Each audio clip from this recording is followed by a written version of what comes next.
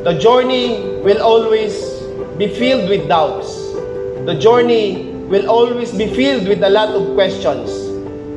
But this is to remind you, dear friends, we are taking the challenge as bold as it is because we believe that we can become better together.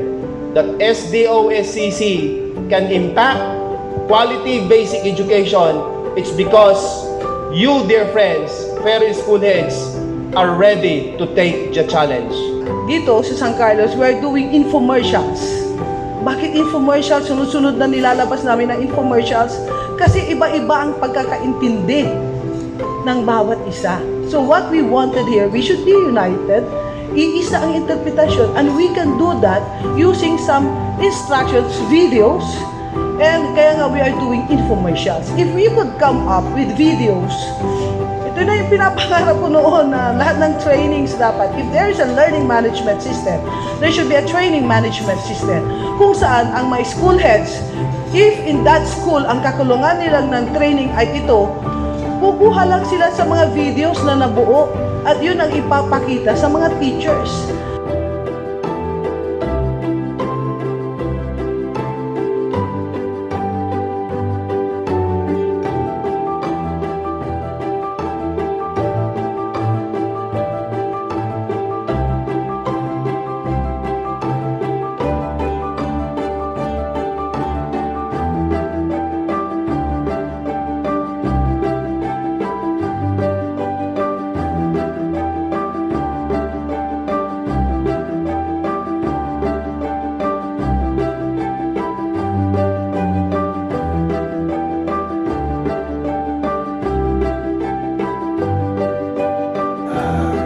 Those training standards, if they are well defined, definitely consistency and what.